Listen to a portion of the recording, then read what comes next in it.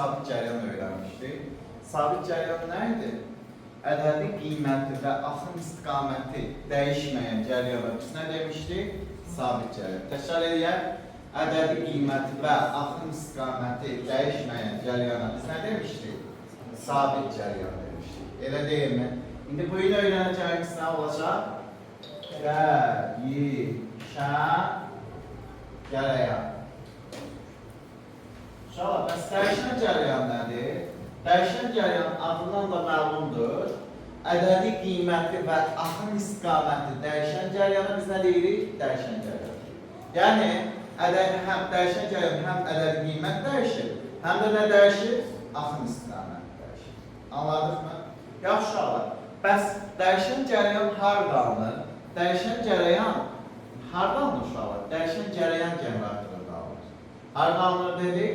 Dəyişən cəryan generatorunda alınır. Dəyişən cəryan generatorunda iş prinsipi nəyə əsaslanır? Elektromagnet induksiya hadisəsinə əsaslanır. Nəyə əsaslanır dedik?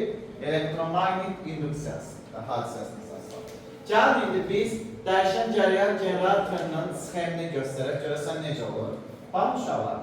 Bir yüngülvari oxşar nəyini göstərək? Şəklini göstərək burada.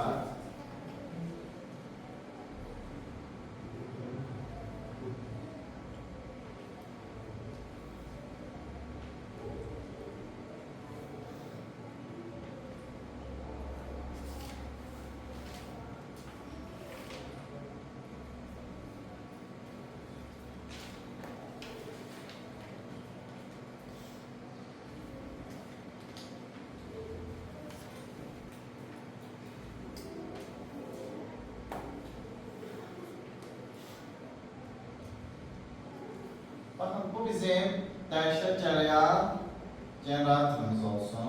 Bak magnetin bura N qütbü deyək. Bura nə deyək?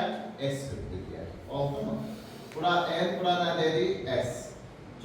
Burada götürək bir dənə bax belə bir çərçivə götürək.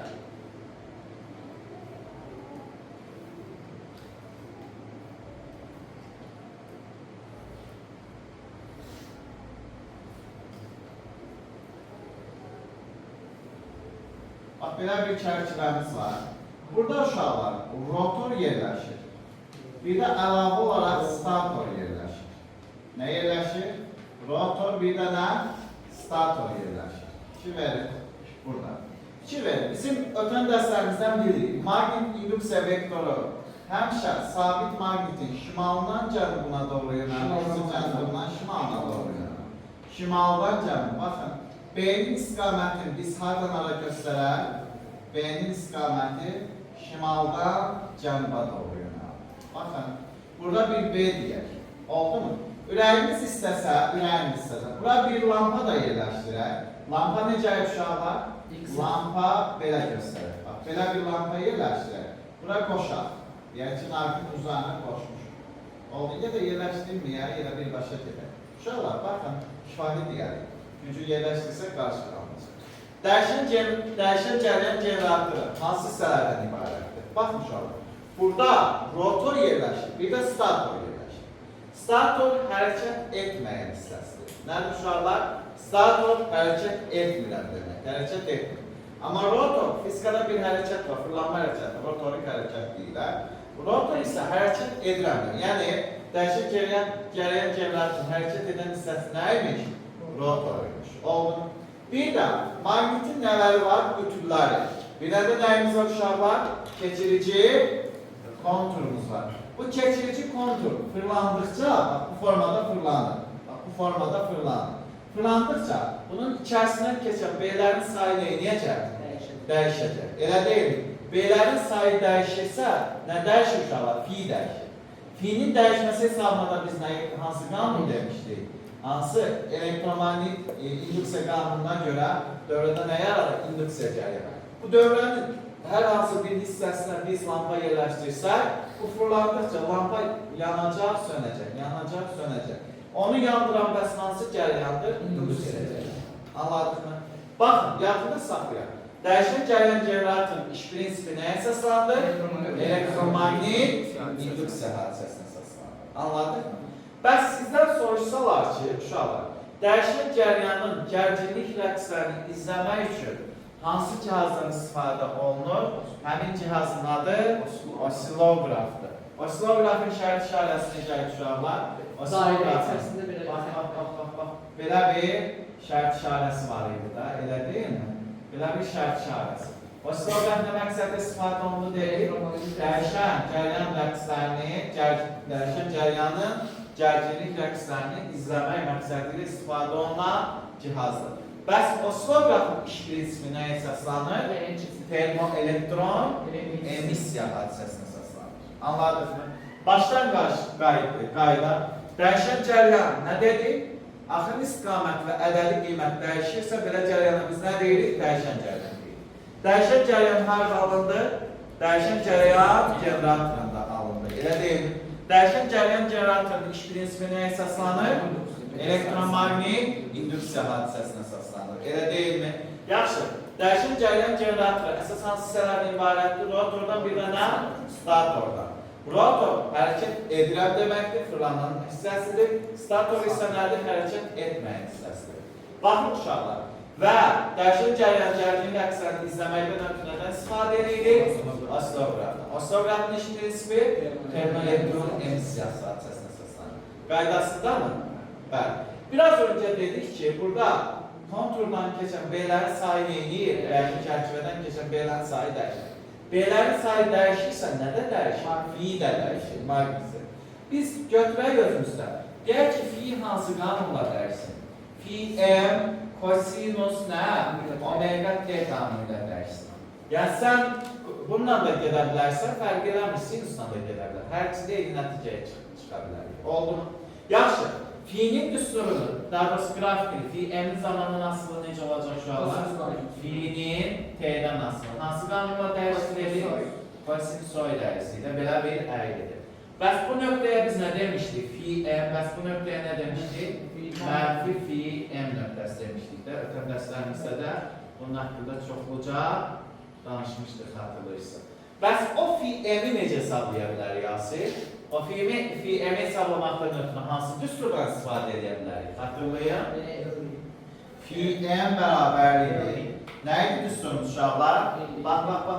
Biz nə yaza bilərik? L-I-M yaza bilərik. L-I-M yaza bilərik. Sonra fi m nəydi uşaqlar? B-S deyildi mi? Yaza bilərik də. Həm də nə yaza bilərik? B-S. Elə deyil. B nədir? Buradan keçən, yəni çərçivədən keçən B'lərin sayıdır. S isə nədir? Konturun nəyi? Sahəsidir. Tamam uşaqlar. Və yaxud çərçivənin səthinin nəyi? Yəni çərçivəsinin sahəsi. Yaxşı. Uşaqlar, burada bir dənə nə götürmüşük? Kontur götürmüşük. Amma en sayıda kontrol saydı neydi? Amma fi m'in düsturu necə olacaq uşaqlar? Nə? Siz deyin mən yazın. M vurulsun nə? B-S düsturuyla neynəcək? İstifadə edərək hesablayacaq. Qaydasındadır. Uşaqlar, xatırlayırsa elektromagnet indüksiya qanununu öyrənəndə demişdik ki, epsilon i fi'nin əşarə ilə zamana görə birinci tərtib nəyinə bərabər edilir? Bölməsinə bərabər edilir. Amma mən nə deyəcəm uşaqlar? Epsilon i bərabər idi. Sizdən mən yazım. Epsilon i bərabər mənfi fi'nin zamana görə birinci nəyi? Tərtib bölməsi. Düzmü dedik? Okay. İndi mənə desələr ki, bəs bu düsturdan, bax buradan törəmə alsam mənə nə verəcək? Baxın, onda mən nə yazacağım uşaqlar? Epsilon i bərabərdir, mənfi törəmə alıram. Kosinüsün törəməsi nə verir?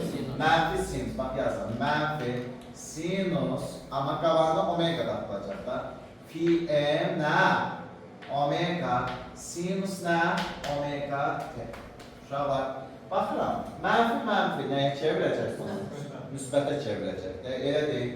Onda mən nə yazacağım? Epsilon i bərabərdir. Müsbət fi m omeganın da yerinə epsilon m yaza bilərəm. Epsilon m bərabər fi m omega, biraz sonra zaten bunun düsturanını yazacaq. Yaza bilərik. Yazsam bizə nə verəcək uşaqlar? Epsilon m sinus nə? Omega t. Düzmü dedik? İndi bəs bu epsilon hansı qanunla dəyişdi? Epsilon hansı qanunla dəyişdi? Bəli, sinusoid əksi olacaq. Qrafimiz necə olacaq? Buradan başlayacaq. Elə deyim uşaqlar. Okey. Bəs buradan epsilon m-in kütlüsünü necə yaza bilərəm? Epsilon m bərabərdir. Phi m omega d. Phi omega y'nin 2pi'ni yaza bilərik. 2pi'ni siz deyin mən yazım. Phi m düzmü dedik? Elə deyil mi? Hə, sonra epsilon m bərabərliyidir nə? 2pi bölünsün p. Rusun nə? Phi m, yəni maksimum qiymət. Bundan da gedə bilərik. Bir də uşaqlar bir şey deyil sizə. Bizə desələr ki, orada qalsın, buradan yadda kəlməliyim. Phi m bərabərdir. Mən i m-in yeni 2m omega yaza bilərəm. Okey, yazıram, baxın. M vurulsun, şu m omega. Məsələn, mənə desəz phi m 2m-dən necə asıldır? Düz, söydür, baxın. Mən phi m. Nədən? Şu m-dən necə asıl olacaq? Şu m-dən düz asıl olacaq. Yəni, məsələn, şərtdən asıl olaraq dəyişir. Anladıq mı? Yaxşı, qayıtdıq bura. Mən məsələn, nə yaza bilərəm? Bunun yerinə m 2m vurulsun omega yaza bilərəm mi? Məsələn, şərtdən asıl olaraq hansı üstü istəsək, istifadə edə bilərsiniz, işte, BS də qoya bilərsiniz. Elə deyil mi? Hamısını yazmaq məqsədim yoxdur. Nə dediyini yəqin ki, başa düşürsünüz. Oldu. Gəlin uşaqlar, burada problemimiz yoxdur. Yox. İndi, gəlin, dəyişən cəryan dövrəsində aktiv müqavimət öyrənək. Nəyi? Aktiv müqavimət.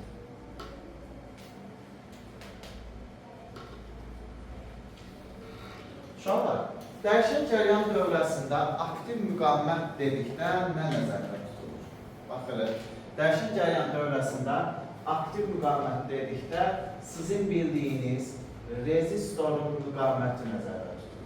Nə nəzərdə tutulur dedik? Rezistor müqavimət. Rezistor müqavimət nə idi? Eri. Elə deyil mi? Gəlin, bir aktiv müqavimətli dövrə götürək. Burada bir rezistor qoşaq, R. Və bura bir ampermetr qoşuram. Ampermetr. Bura bir, deyək ki, cəryan mənbəyi olsun. Oldu mu? Mən bu cəryan mənbəyinin kütlələr arasında belə dalğalı xətt çəkirəm. Bu dalğalı xətt nədir? Dövrədəki gərginliyin dəyişməsidir. Yəni, əgər siz hansı dövrədə belə dalğalı xətt gördünüzsə, bilin ki, həmin dövrə nədir? Dəyişən cəryan dövrəsi. Anladım. Yəni, cəryan burada neyini dəyişir. Bəs hansı qanunla dəyişsin? U bərabərdir. U m özümüzdən atılır. Sinus nə? Omega t qanunuyla dəyişsin. Hansı qanunla dəyişir? O m sinus o. Yəni, hiç birik də kosinusla fərqi yoxdur. Kosinusla da gedə bilərsin. Anladıq mı? Qaydasındadır? Qaydasındadır. Uşaqlar, onu mən yazıram burada. U m bərabərdir. Nə yazdım? U nə dedik? Sinus omega t. Baxırıq, qrafini qursaq, qrafimiz necə olacaq?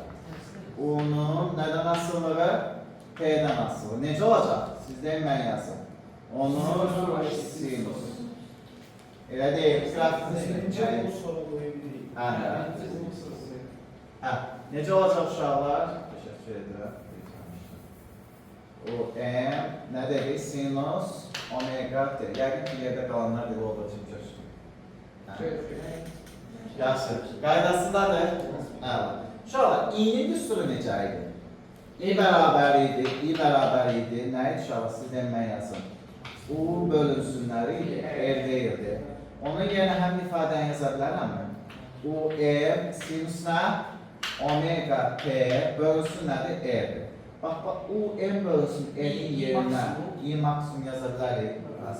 Onda bizim düsturumuz necə olacaq? I bərabərdir. I maksimum sinus nə? Omega t oldu. Düzüm dedim. Qəşəng. İndi mənə desələr ki, i'nin nədən asılıdır? i'nin nədən dedik? T'dən asılıdır. Necə asılı olacaq uşaqlar? Sinusoid. Uşaqlar, fikir verin. I ilə U aktiv müqavimətli dövrədə. Bu da sinusla dəyişdi. Bu da sinusla dəyişdi. Bunlar nəymiş? Eyni fazalıymış. Onlar arasındakı fazalı fərqi nəyə bərabərdir? Anladınız mı? Biri maksimum olanda o birisindən maksimum, biri minimum olanda o birisindən minimum, birinin qrafiki nədirsə o birisindən qrafiki nədir? Eyni qədər olacaq. Anladınız mı? Problemimiz var mı? Xeyr. Yaxşı.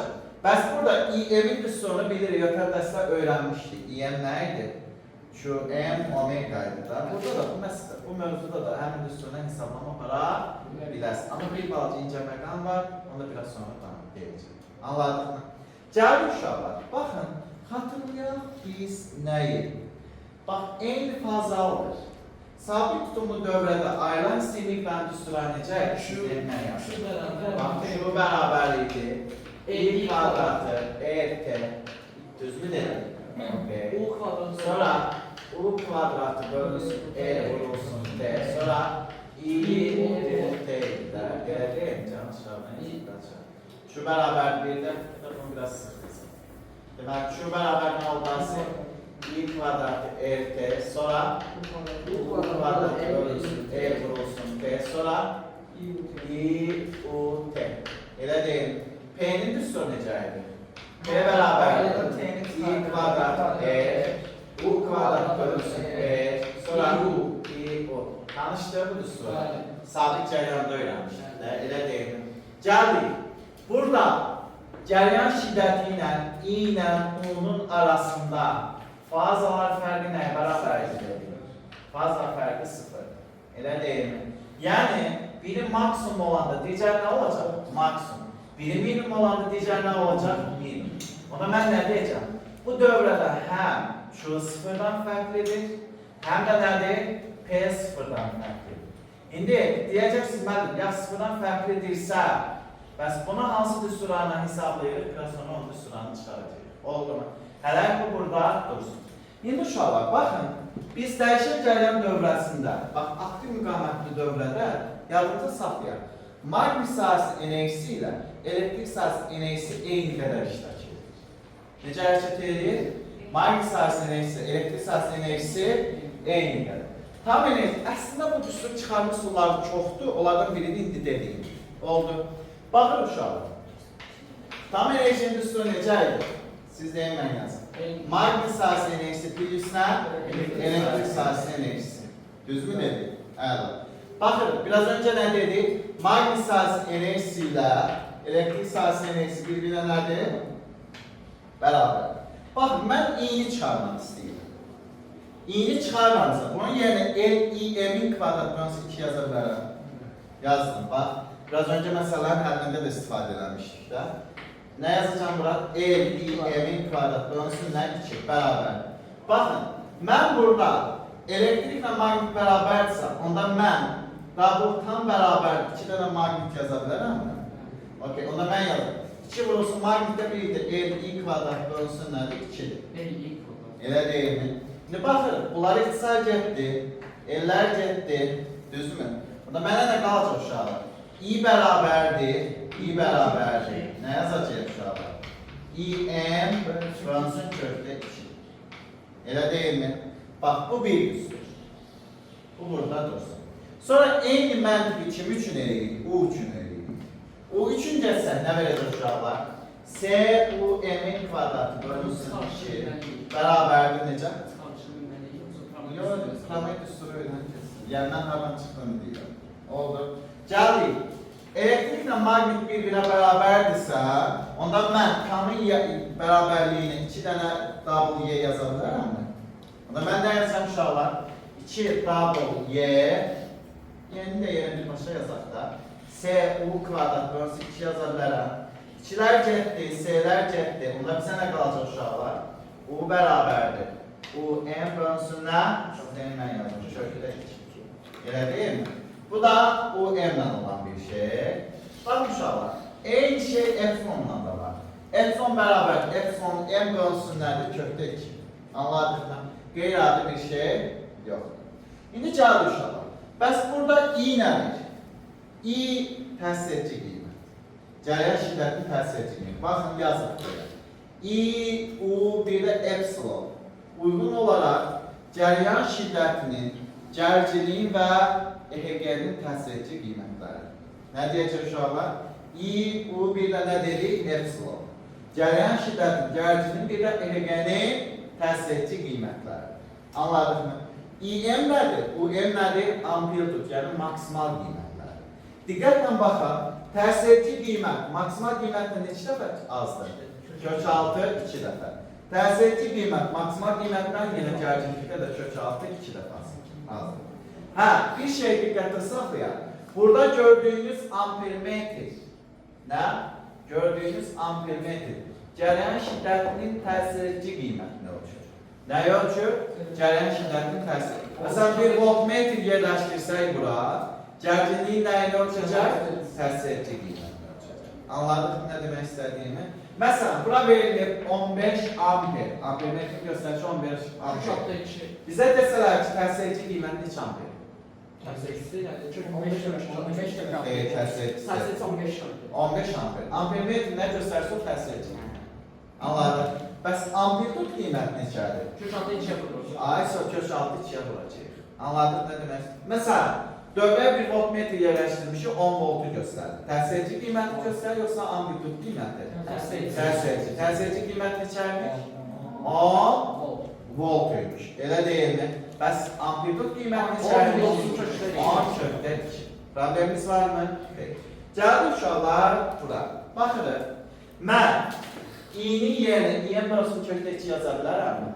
Onda dəyişən cərəyan dövrəsini ayrılan siliklərin üstüra necə yaza bilərəm? Şu bərabərdir. İ-M kvadratı RT bölünsün nə? 2. Yazmaq haqqım var. Asil. Sonra bərabərdir. U-nun yerinə U-ya bölünsün kökdə 2 yazsam U-M-in kvadrat bölünsün 2. R bölünsün nə? T. Sonra bəs o birisinin yerinə I-U-T'də yazsam İ-M-in yerinə İ-M bölünsün kökdə 2, U-M-in yerinə də U-M bölünsün kökdə 2 yazsam bizə nə qalacaq? İ-M, U-M-T bölünsün nə? 2. Anladıq mı? Bəs P-nin düsturları necə oldu? P-nin düsturları. P bərabərdir. Hər yerdən T-ni çıxdı. İ-M kvadratı E bölünsün nə? 2. Sonra U-M kvadratı bölünsün 2E. Sonra İ-M, U-M bölünsün nə? 2. Bu düsturlarla nə inəcək? Hesablayacaq. Bu da ayrılan silik miqdarı və gücün düsturu. İ'nin kvadratı bölmüşüm. Harada? Oradan cevaplar. Mesela i'm kvadratı. Baba, i'nin yerinə i'm bölünsün kökdə 2 yaz. Her biri Başa düşdü? Yaş qaydasında mı? kvadratta o 2 Bəli, cəsarətlə çıxır. Anladın? Yaxşı. Gəldi indi uşaqlar, burada nəyə? Baxın, İM aktiv müqamətli dövrədə nə tezlikdən, nə də dövrə tezlikdən asılıdır. Qeyd yazaq. Qeyd. Yazılı saxlayaq uşaqlar. İM. Yəni, cərəyan şiddətinin amplitud nəyi? Amplitud qiyməti. Nə tezlikdən, nə də dövrü tezlikdən, nə də yeri gəlsə perioddan asılı deyil. Anladıq mı? Yadınız gəlsin dağlarda biz necə asılı demişdik? Tezlikdən düz asılı idi. Elə deyilmi? Hə, gəldi indi dövrə hissəsi üçün 10 qanunu.